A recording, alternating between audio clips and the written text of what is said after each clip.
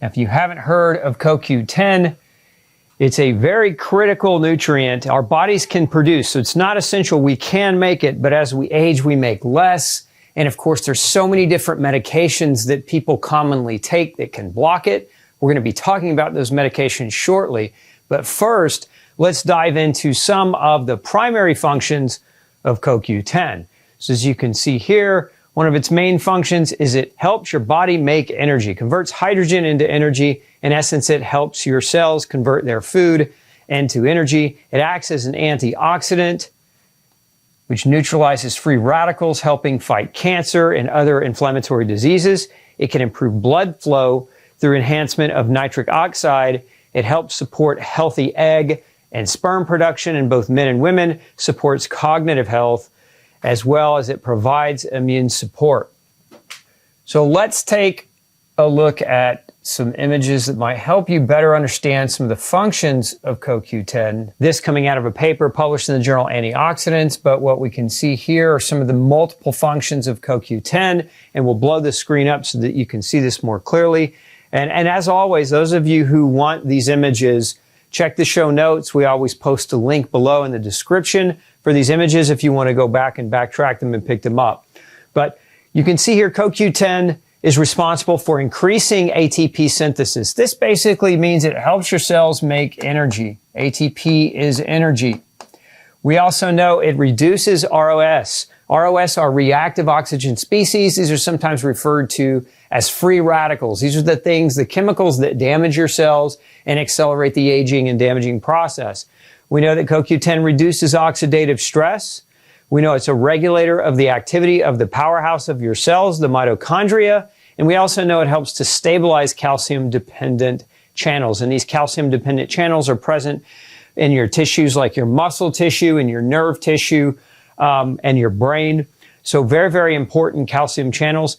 We also know if you come over here, it's very important in the protection of kidneys through similar mechanisms, reduction of free radicals, as well as reduction of oxidative stress. We know it can reduce CRP. If you're not familiar with that, a lot of times you go to the doctor and they'll measure CRP in your blood. Anything typically higher than 3 is considered increased risk for inflammatory diseases. And so CoQ10 has an impact on regulating CRP levels. We know it does the same thing in your brain. It reduces free radicals, reduces oxidative stress. We know in your blood vessels, it reduces arterial stiffness. It also reduces the formation of plaques in your lining. That's atherosclerosis. We know it reduces insulin resistance, so it improves the way you use glucose. And so we also know it has an effect on blood lipids or blood cholesterol. So a lot of different functions for CoQ10 overall in multiple different organs. If we kind of back up and look at where it's probably most famously known for functioning, let's blow this up. It's right here in your mitochondria. So this is in the mitochondrial membrane, and you have these different complexes that you can see 1 through complex 4 and then complex 5 over here. But right in the center of these complexes is CoQ10. And so what CoQ10 does is it helps to distribute electrons. These are the negatively charged particles that help your body produce this substance here called ATP. And as I mentioned earlier, ATP is energy. It's what your body produces from the food that you eat. So when you eat carbs, fats, and proteins, you go through different chemical processes, break those things down. The end result is this high energy substance called ATP, but you cannot make ATP without CoQ10. So important to understand that. There's also some new functions that we're finding out about CoQ10. This was just recently published in the International Journal of Endocrinology, showing how CoQ10 helps to upregulate a very important metabolic regulator called NRF2 or NRF2. And so NRF2 activates or helps to activate antioxidant genes, detoxifying enzymes, as well as helps in transportation of different molecules. So all these things are functions of CoQ10 within your body and why it's so important of a nutrient to take into consideration. Now, if we look at symptoms of CoQ10 deficiency, some of the basic main ones. Remember I showed you earlier that the vast majority of CoQ10 is stored in your liver, in your muscle, in your brain, and in your heart tissue. And this is where we'll see symptoms showing up. We'll see things like chronic fatigue. This can occur as a result of brain fog and brain fatigue, but also in the muscles. We also have muscle soreness, muscle weakness. We could add to this list muscle cramping. So those of you that experience muscle cramping, you might consider CoQ10 as a potential possibility. And then swollen ankles is another common symptom. This happens as a result of a weakening or a reduction of the heart muscle strength. And so we'll get fluid retention in the ankles or edema. Very, very common cause. And this is one of the, so think of these as early onset symptoms. These happen typically long before severity of deficiency sets in, because severe CoQ10 deficiencies will lead to congestive heart failure and cardiomyopathy and severity of muscle pains and nerve damage and nerve pain. So these are some of the earlier onset symptoms that we see folks manifesting. Now, a couple of things here that I want to point out. And so one is this was a meta-analysis on research studies analyzing the effectiveness of CoQ10 supplementation for reducing fatigue. So again, one of the main symptoms of CoQ10 deficiency is fatigue. And you can see here CoQ10, a popular nutritional supplement, an antioxidant, and an essential component of mitochondrial electron transport chain. That's that picture I just showed you where CoQ10 was pivotal for ATP production. Several clinical studies have suggested that fatigue can be reduced by antioxidant supplementation. In this research review, they looked at 13 randomized controlled trials with a total of 1,126 participants. And what they found was a statistically significant reduction in fatigue scores amongst the patients who were taking CoQ10.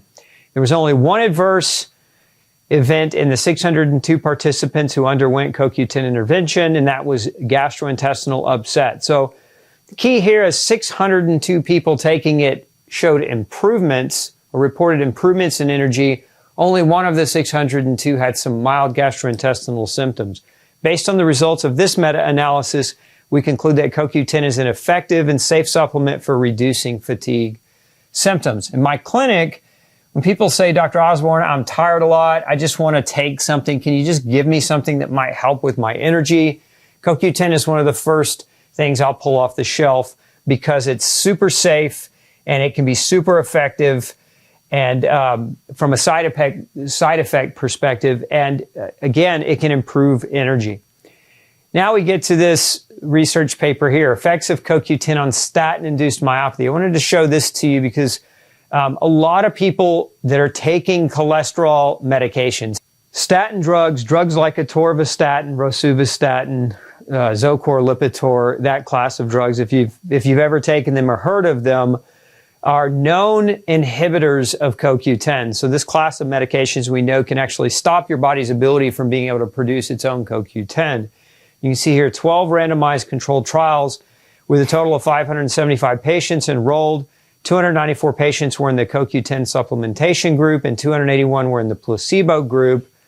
Compared with placebo, CoQ10 supplementation ameliorated statin-associated muscle symptoms such as muscle pain, muscle weakness, and muscle cramping, as well as fatigue.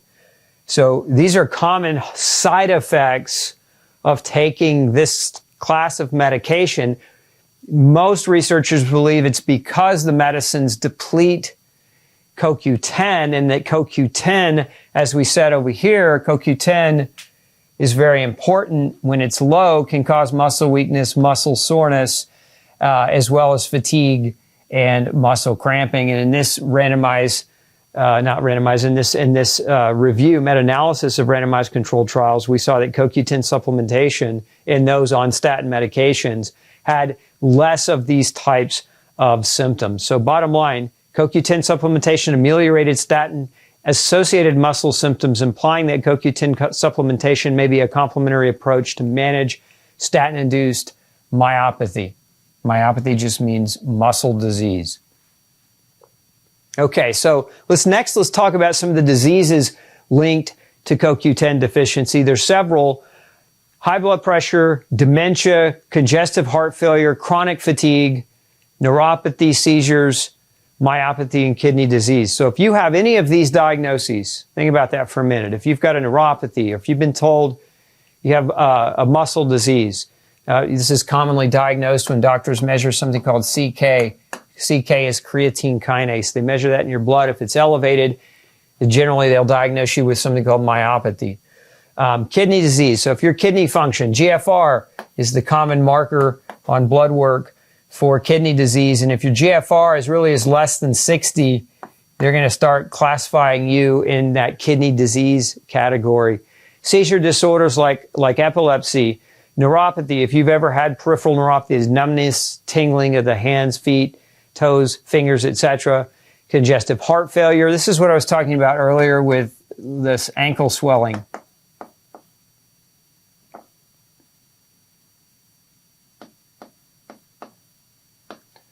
It's one of the first signs of congestive heart failure is your ankles start to swell. When the heart muscle gets too weak that it can't pump the blood and the fluid from the floor back up into the central aspect of your core of your body. And the chronic fatigue syndrome, remember, ATP equals energy. And you can't make ATP without CoQ10, and without that energy, you're going to live here in this chronic fatigued state. Dementia, this has to do with the antioxidant function and protection of CoQ10 on the brain, but also the energy production for brain cells. And so a lot of cases of dementia are being linked to CoQ10 deficiency, and then high blood pressure as well.